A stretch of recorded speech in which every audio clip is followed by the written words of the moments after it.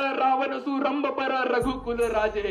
ज्या पद्धतीनं महाराष्ट्रात येत असताना ज्या ज्या गोष्टी ऐकल्या त्याच गोष्टींवरची कविता ते पोरग बनवत होतं. ती कविता होती ब्रजभाषेतली. ब्रजभाषा ही श्रीकृष्णाची भाषा मानली जाते आणि त्या ब्रजभाषेत लिहिलेले हे काव्य होतं. पुढे जाऊन या पोराने 586 काव्य हे आमच्या महाराजांवर लिहिले. त्या प्रत्येक काव्याचा अर्थ काढला तर महाराजांचं राजकारण, समाजकारण, अर्थकारण कसं होतं हे समजायला आम्हाला मदत होते.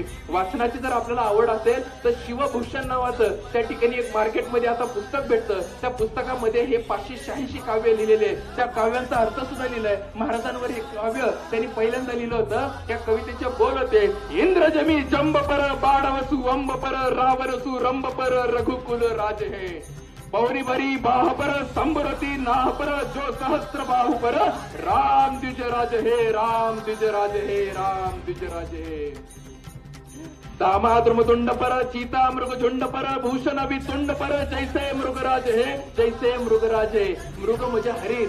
जैसे मृगराज हे, जैसे मृगराज हे. आणि या शेवटच्या ओळी त्या ठिकाणी म्हणतं महाराजांचं तेज कुणासारखं आहे तर महाराजांचं तेज त्या सूर्यासारखं आहे. आणि महाराज कसे लढायचे तर भगवान श्रीकृष्णांसारखं. ज्या पद्धतीनं श्रीकृष्णाने स्वतःच्या मामाच्या छातीवर बसून कंसाची छाती फाडली होती, त्या मोगलांच्या छाताडावर बसून माझा राजा त्यांची सुद्धा छाती फाडण्याचं काम करतोय. म्हणून या शेवटच्या ओळी होत्या, तेज तब हंस पर कान्हाजी मी कंस पर.